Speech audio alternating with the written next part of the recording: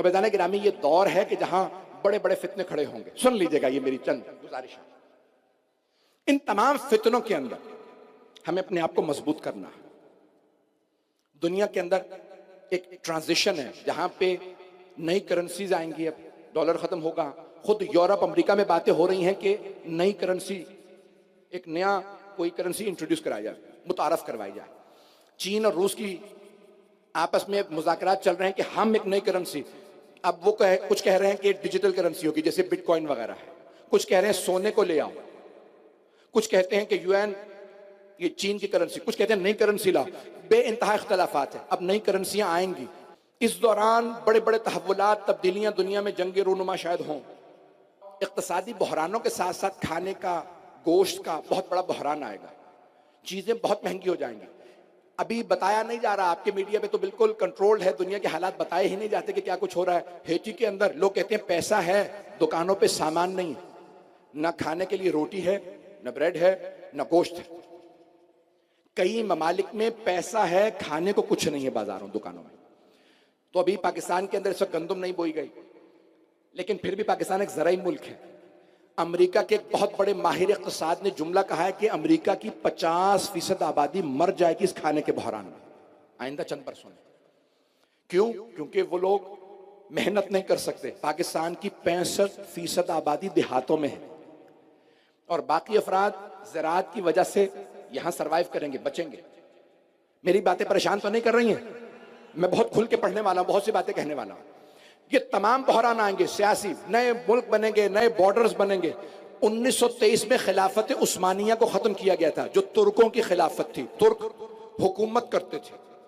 اب وہ 100 سال کا معاہدہ تھا, برطانیہ نے حکومت ختم کی تھی ترکوں کی خلافت عثمانیہ, اور اس کو 100 سال اگلے سال مکمل ہو رہے ہیں.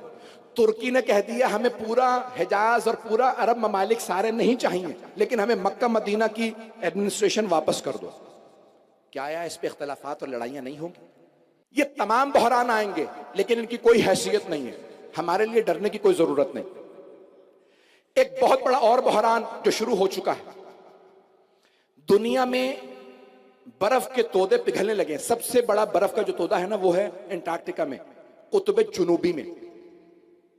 اور اس کے بعد یہ ہمالیہ اور کوہ قراقرم, یہ جو پاکستان کا پورا پہاڑی سلسلہ, یہاں برف پگھل رہی ہے. برف کے پگھلنے سے سیلاب آتے ہیں, جو پاکستان میں آیا, کیونکہ انسانوں نے دنیا کے اندر پولوشن بڑھا دی ہے. انسانوں نے دنیا کے اندر آب و ہوا کو آلودہ کر دیا. سب سے زیادہ چین, ہندوستان, امریکہ, یورپ, ان کے پاس فیکٹریاں زیادہ ہیں, یہ کر رہے ہیں آلودہ. اور سب سے زیادہ متاثر ہونے والے ملکوں کے اندر پاکستان بھی ہوگا. انڈونیشیا دنیا کا 4تھی بڑی آبادی ہے.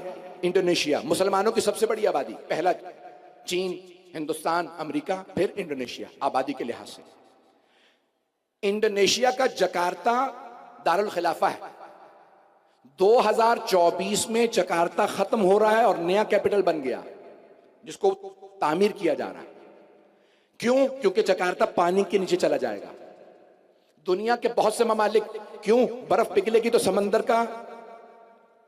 سمندر کی سطح بڑھ جائے گی, اوپر آ جائے گی. جن شہروں کو سب سے زیادہ متاثر جو ہوں گے ان میں سے کراچی بھی ہے. اور بڑے بڑے سائنسدانوں نے لکھا ہے کراچی کے لیے, ہمیں سمجھ نہیں آتا کہ یہاں سونامی کیوں نہیں آتی, یہاں طوفان کیوں نہیں آتے. سارے سمندروں کی سونامیاں کراچی کی طرف آتے ہوئے پلٹ جاتی ہیں, دائیں بائیں ہو جاتی ہیں. انہیں کیا پتا یہاں عبداللہ شاہ غازی ہیں. دنیا کے اندر یہ ایک بہت بڑا بحران آ رہا ہے, جہاں پانی کی قلت کے مسائل ہوں گے. یہاں تک کہتے ہیں کہ جیسے کربلا میں پانی پہ جنگ ہوئی تھی, آخری زمانے میں بھی پانی پہ جنگ ہوگی. آغا سستانی سے ملاقات کے لیے گیا اور ان سے کہا کہ دنیا کے حالات خراب ہو رہے ہیں, کھانے کا بحران آ رہا ہے, سیاسی بحران آ رہے ہیں, کھانے کی قلت ہو رہی ہے, جنگیں ہونے والی ہیں, یہ ہوگا وہ ہوگا, ہم اپنے آپ کے لیے کون سی دعا پڑھیں کہ ہم بچیں. تو انہوں نے ایک جملہ کہا, سب تک پہنچا رہا ہوں. انہوں نے فرمایا, سید علی حسینی سستانی نے, انہوں نے ایک جملہ کہا, سارے شیعوں سے کہہ دو ڈرنے کی ضرورت نہیں ہے, امام صادق کا وعدہ ہے, اگر تم ہمیں مانتے رہو گے حالات میں تم بچتے رہو گے. آخری زمانے میں ایمان ضائع ہوگا, لوگوں کا عقیدہ خراب ہو جائے گا, لوگ دور ہو جائیں گے دین سے، اللہ کا انکار کر دیں گے، رسول خدا صلی اللہ علیہ وسلم کا انکار کر دیں گے، دین کا انکار کریں، قرآن کا، اہل بیت کا. یہ وہ زمانہ جہاں دین کو سب سے زیادہ مضبوطی سے تھامنا. اس زمان معاشرہ ان تمام چیزوں سے بنتا ہے. ان تمام کے تمام حالات کے اندر ہمارے لیے سب سے زیادہ اہم کھانا نہیں ہے، سب سے زیادہ اہم گندم نہیں ہے، پانی نہیں ہے. سیاسی حالات بنتے بگڑتے رہیں گے. ایک جملہ کہہ رہا ہوں، بہت سے لوگ پاکستان کے سیاسی حالات سے خراب ہیں. بھئی یہ کربلا سے بدتر حالات نہیں ہیں، جہاں بیبیاں قیدی تھیں، مٹ گیا یزید، زینب کبریٰ کا نام بھی باقی ہے، حرم بھی باقی ہے. تمام دنیا کے سیاستدان جمع ہو کے ایک طرف کھڑے ہو جائیں، تمام دنیا کے دولت مند پیسہ ایک طرف، تمام دنیا کا میڈیا جمع ہو کے ایک طرف کھڑا ہو جائے اور تینوں کہیں کہ ہم بچائیں گے. یہ نہیں بچا سکتے. بچائیں گے تو محمد و آل محمد بچائیں. 87 برس سے 90 برس سے امریکہ کا ڈالر دنیا میں ریزرو کرنسی ہے. اس سے پہلے برطانیہ کی کرنسی ریزرو کرنسی تھی، اس سے پہلے فرانس کی، اس سے پہلے اسپین، اس سے پہلے ہالینڈ کی، اس سے پہلے پرتگال. 600 سال سے ان کا راج ہے. اب ان کا راج ختم ہو رہا ہے، اب نئے بڑے بڑے دوسرے ملک آ رہے ہیں. اب ہمارے بہت سے سیاستدان، حکمران اور ہمارے جو سربراہی طبقہ ہے وہ ہمیشہ دنیا کی طرف دیکھتا رہتا ہے. غور سے سنیے گا اس بات کو. میرے سارے اپنے نوجوانوں سے، بھائیوں سے، اپنے بچوں سے خاص درخواست ہے، میرے ان جملوں کو بس میں نے اسی پہ تمام کر رہا ہوں مجلس آج کی. سارے ہمیشہ دیکھتے رہتے ہیں اس کی اس کی طرف. اس ملک کی طرف جائیں یہ پیسے والا ہے، اس ملک کی طرف جائیں وہ پیسے والا ہے، اس ملک کے پاس تیل زیادہ ہے، وہاں گیس زیادہ، کس کی طرف جائیں؟ ان ملکوں کی طرف مت جاؤ، اللہ کی طرف جاؤ، رسول اللہ کی طرف جاؤ، علی مرتضیٰ کی طرف جاؤ. یہ ایک سائنسدان نے ثابت کیا کہ سب سے جو کمزور اور بوڑھا بھیڑیا ہوتا ہے سب سے آگے چلتا ہے، کیونکہ جوان بھیڑیے کی رفتار تیز ہوگی، بوڑھا پیچھے رہ جائے گا. یہ 20ویں صدی ہجری، 20ویں صدی عیسوی کے اندر سائنس نے دریافت کیا. 1400 سال پہلے رسالت اسلام نے، رسول مقبول نے فرمایا جب کوئی بھی پیش نماز پڑھائے تو سب سے کمزور آدمی کو ذہن میں رکھ کے نماز پڑھائے. پتہ نہیں لوگ ہیں یا نہیں ہیں، کیونکہ تم تو آرام سے آدھے گھنٹے کی نماز پڑھ لو گے، کمزور آدمی نہ اتنا کھڑا ہو سکے گا، نہ اتنا لمبا رکوع کر سکے گا. توجہ، مجھے نہیں معلوم مجمع ہے یا نہیں ہے. تو تمام کا سب سے آگے سب سے بوڑھا، پھر دوسرے بھیڑیے چلتے ہیں جو کمزور، اور پھر جو سب سے طاقتور اور سردار اور سب سے پیچھے چلتا، تاکہ اگر کوئی پیچھے سے حملہ کرے تو وہ سنبھالے. یہ ہمیں کربلا نے سکھایا. حسین ابن علی نے کہا تم حملہ کرو، میں سب کو سنبھالوں گا، اور اگر میرے بعد کوئی سنبھالنے والا تو وہ ابا.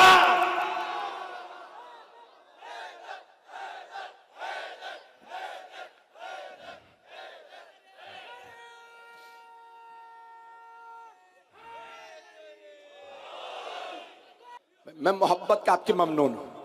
آپ سلامت رہیں، آپ جی ہیں جناب سیدہ، آپ سب کو سلامت رکھیں. عزیزان گرامی، تاریخ گواہ ہے، بڑی بڑی کوششیں کی گئیں یہ عزاداری ختم ہو جائے، ہمیں ختم کر دیا جائے، ہم باقی ہیں. سن لیجئے گا، تو وہ باقی رہتا ہے جو حالات کا سب سے زیادہ مقابلہ کر سکے، اچھے برے حالات میں باقی رہیں، جو حالات کا مقابلہ کر سکے. یہ سن لیجئے، معاشرہ وہ باقی رہتا ہے. میں نے آج بہت سی باتیں کرنی ہے، تھوڑا سا وقت زیادہ لوں گا شاید. اصل میں یہاں کے بعد ایک مجلس کے لیے جانا ہوتا ہے، جس کی وجہ سے میں فوراً کوشش کرتا ہوں وقت پہ تمام کروں. حالات کا جو مقابلہ کر سکے، بایولوجی کے حساب سے وہ باقی رہتا. اور ہمیں وہ کہتے ہیں کہ بھئی وہ تمام کے تمام جانور باقی رہتے ہیں جو مقابلہ حالات کا کر سکے. عزیزان گرامی، اور اگر کوئی انسان وہ حالات کا مقابلہ نہ جانتا ہو تو کہیں نہ جانا، در علی پہ آ جانا. علی تمہیں حالات سے مقابلہ سکھا دیں گے.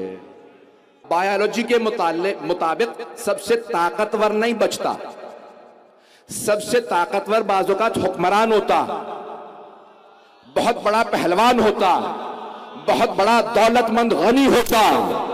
توجہ، لیکن بایولوجی کہتی ہے کہ جو سب سے زیادہ حالات کے لیے تیار ہو، سروائیول آف دا فٹس کہتے ہیں، جو حالات کے لیے سب سے زیادہ تیار ہو. بھائی ڈائنوسور جو تھے ہاتھی سے بڑے تھے، ناپید ہو گئے، آج دنیا میں ان کی ہڈیاں ہیں، ڈائنوسور نہیں ہیں۔ میں ہر سائنس کے نظریے سے بقا پیش کر رہا ہوں۔ آج میرا مجمع چلے گا معاشرے کے عنوان سے، تھوڑی نسبتاً صحت بہتر ہے، یہ آپ کی دعاؤں کا صدقہ ہے، جناب سیدہ کا صدقہ ہے کہ ان کا ذکر کر رہا ہوں۔ معاشرہ، جناب سیدہ کے خطبے سے میں نے یہ جملے جو لیے ہیں، سن لیجئے گا، بڑی بڑی شخصیات موجود ہیں، میں جانتا ہوں یہاں پہ عام افراد نہیں ہے، ہر سننے والا آدمی آتا ہے۔ یہ ممبر جناب سیدہ سلام اللہ علیہ کا صدقہ، ہمارے ہر پڑھنے والا، ہمارے ہر سننے والا قابل ہوتا۔ تو بایولوجی میں کہتے ہیں سروائیول آف دا فٹیسٹ ہوتا ہے، حالات کا جو سب سے زیادہ مقابلہ کر سکے، جو حالات کا۔ قبلہ آپ کی دعا لوں گا، آپ کی خاص داد، بڑے بڑے علماء بیٹھے ہیں یہاں پہ، بڑے بڑے خود خطیب بیٹھے ہیں۔ اب سروائیول آف دا فٹیسٹ، جو حالات کا سب سے زیادہ مقابلہ کر سکے۔ ڈائنوسور بڑے تھے، بچے نہیں۔ بھیڑیا چھوٹا تھا، بچ گیا۔ توجہ، شیر بچ گیا، چونٹی بچ گئی۔ جو حالات کا مقابلہ کر لیتے ہیں بچ جاتے ہیں، جو حالات کا مقابلہ نہ کر سکیں فنا ہو جاتے ہیں۔ ہم ہیں شیعان حیدر کرار۔ اگر حکومتیں کسی کے خلاف ہو جائیں، جتنا مرضی مقبول ہو، جتنا مرضی مشہور ہو، جتنا مرضی مضبوط ہو، وہ فنا ہو جاتا ہے، ختم ہو جاتا ہے، وہ باقی نہیں رہتا، کیونکہ حکومتوں سے لڑنا بڑا مشکل کام ہے۔ پہلا حکومتیں، دوسرا دولت، سکہ، پیسہ۔ جس کے خلاف لوگ دولت استعمال کریں وہ ختم ہو جاتا ہے۔ دولت سے خریدے بھی جا سکتے ہیں، بیچے بھی جا سکتے ہیں افراد۔ تیسرا ہے میڈیا۔ پرانے زمانے میں، یہ میڈیا بھی عربی کا لفظ، انگلش کا لفظ ہے، یہ میڈیا اب زیادہ استعمال ہونے لگا پچھلے 30 سال میں۔ اس سے پہلے محققین یہاں بیٹھے شاید ذہن میں ہو، لفظ استعمال ہوتا تھا پروپیگنڈا، عربی میں کہتے ہیں تبلیغات، جس کے خلاف نشریات۔ آج میڈیا، سوشل میڈیا ہے، پرنٹ میڈیا ہے، الیکٹرانک میڈیا۔ توجہ سارے مجمع کی، بور تو نہیں کر رہا ہوں، چل رہا ہے سارا، میں معاشرہ پیش کر رہا ہوں۔ بھئی پرنٹ میڈیا، یہ اخبار وغیرہ، یہ پرنٹ میڈیا کہلاتے ہیں۔ الیکٹرانک میڈیا ہے، ٹی وی وغیرہ، آپ کے کمپیوٹر، یہ سب چیزیں۔ سوشل میڈیا، جیسے کہ نام نہیں لینا چاہتا، بے انتہا چیزیں آج کل۔ سوشل میڈیا کی اتنی لمبی فہرست ہے کہ ممبر سے گنوانے کے لیے وقت چاہیے، اتنی طویل فہرست ہے۔ یہ سب بڑی بڑی ملکوں کی بڑی بڑی ایجنسیوں نے یہ سب بنائے ہیں، یہ عام لوگوں نے نہیں بنائے ہیں، اس کے پیچھے بھی ایجنڈا بنا دیا تو فوراً انہوں نے کوشش کی کہ کماؤں، کسی کو بیچوں، اور بکنے کے بعد یہ آپ تک پہنچے۔ آج دنیا کی سب سے بڑی آبادی چین نہیں ہے، فیس بک ہے۔ ایک اور لفظ ہے راوی، انگریزی میں نے عربی کی کئی کتابیں ترجمہ کی ہیں، چھپ چکی ہیں، تو راوی کو کہتے ہیں رپورٹر۔ راوی نے رپورٹ کیا، کہاں؟ کہا میں وہاں تھا۔ پیغمبر اسلام نے حضرت ابو طالب اپنے چچا کے کان میں کہا، چچا جان کلمہ پڑھ لیجئے۔ کان میں وہ بات کہی جاتی ہے جو دوسروں کو نہ سنانی ہو، جو دوسروں کو سنانی ہو لاؤڈ سپیکر پہ کہی جاتی ہے۔ انہوں نے کان میں کہا، تو نے سن لیا۔ توجہ، عرب شاعر کہتا ہے جو چاند کی طرف منہ کر کے تھوکتا ہے اسی کے منہ پہ آ جاتا۔ میرا موضوع ذہن میں رکھیے گا، معاشرہ۔ توجہ، معاشرہ تمام سے مل کے بنا ہے۔ میں جو پیش کر رہا تھا سن لیجئے دوبارہ۔ تو عزیزان گرامی، تاریخ میں جرنلسٹ سے، رپورٹر تھے، راوی تھے، انہوں نے چیزیں پیش کی ہیں۔ تو پروپیگنڈا، میں نے کہا تھا 3 چیزیں اگر کسی کے خلاف ایک بھی ہو تو اس کو ختم، ایک بھی ہو۔ حکومت کسی کے خلاف ہو، توجہ، حکومت خلاف ہو، پیسہ دولت کسی کے خلاف ہو، اور میڈیا کسی کے خلاف ہو، تو اچھے کردار کو برا بنا کے پیش کر دیا جاتا، قاتل کو مقتول، مقتول کو قاتل، دونوں کو رضی اللہ۔ تو پروپیگنڈا، میڈیا مختلف انداز سے مختلف الفاظ کو پلٹ کے پیش کر دیتا ہے، مالک کو مقروض بنا دیتا ہے، مقروض کو مالک۔ جس کے پاس کچھ نہیں تھا اسے کہتا ہے یہ پہلے سے پیسے والے تھے، اور اگر کوئی ملیکۃ العرب رہی ہو، چلتے رہیے گا بھائی، بایولوجی میں کہتے ہیں survival of the fittest theory میں نے اب مکمل کی، یعنی جو حالات کا سب سے اچھا مقابلہ کرے وہ باقی رہتا ہے۔ اوشیا نے حیدر کرار حکومتیں تمہارے مخالف رہیں، پیسہ تمہارا مخالف رہا، پروپیگنڈا تمہارے خلاف رہا، کافر تمہیں ڈکلیئر کیا گیا، تمہارے خلاف کیا کچھ کہا گیا، مجلسوں میں یہ ہوتا، تبرک میں یہ ہوتا، جانے والے کا نکاح ٹوٹتا۔ اگر آج آپ باقی ہیں تو کسی سیدہ کی دعا کا۔ تو جانے گرامی، میراث کا مسئلہ نہیں تھا، بی بی چاہتی یہ تھی کہ معاشرے میں ایسا نہ ہو کہ اسلام سے پہلے بیٹیوں کی میراث ختم کر دی گئی تھی، میراث نہیں تھی، ایسا نہ ہو کہ معاشرہ دوبارہ پرانے زمانوں پہ پلٹ جائے اور خواتین کے حقوق ختم ہو جائے، ان کی عزت پامال ہو جائے۔ نہیں، ایسا نہیں ہونے دوں گی، جو میرے بابا نے قانون بنایا تھا اسے باقی رکھو۔ 11 محرم کو مولا عباس کو جناب زینب نے بلایا، 13 کو مولا علی کو، اگر یہ جملے برداشت کر سکیں۔ جب پہلی سفر کو پہنچی نا بی بی شام، اب جانتے کسے بلایا؟ اب بی بی نے کہا جناب سید الشہداء کے سر کو دیکھ کے، بھیا ذرا دیکھیے نامحرموں کا مجمع ہے، آپ کی بہنیں ناکا پہ اور لوگ باغیوں کے نعرے لگا رہے ہیں۔ بس بھئی اجرکم اللہ، تفصیل میں نہیں جا رہا، بس اشارے کرتا ہوا آگے بڑھ رہا۔ اب بیبیوں کو رہائی ملی، چہلم پہ بیبیاں کربلا آئیں۔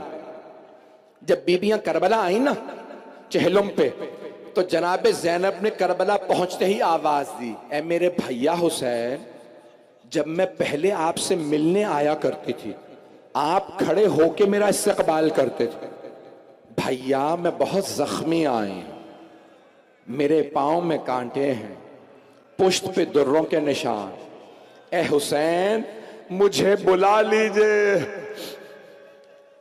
اجرکم اللہ۔ پھر بھی ایک مرتبہ کا سید سجاد، بیٹا سجاد مجھے میرے بھائی کی قبر کا نشان بتا دیجئے۔ مولا سجاد نے فرمایا پھپھی اماں میرے ساتھ چلیے، میں دکھاتا ہوں۔ اشارہ کیا یہاں میرے بابا کی قبر ہے۔ ساری بیبیاں قبر مطہر پہ گر گئیں۔ بی بی بلند آواز سے رونے لگی، بھیا مجھے گلے لگا لیجئے۔ ایک مرتبہ مولا سجاد نے سوچا کہ کہیں ایسا نہ ہو کوئی بی بی روتے روتے مر جائے، پھپھی کا بازو تھاما کا پھپھی اماں بس کیجئے۔ جیسے ہی جناب زینب نے آنسو صاف کیے، قبر مطہر سے اٹھیں، سوال کیا بیٹا سجاد یہ میرے بھائی کے ساتھ والی قبر کس کی ہے؟ مولا سجاد نے فرمایا پھپھی اماں یہ میرے بھائی علی اکبر کی۔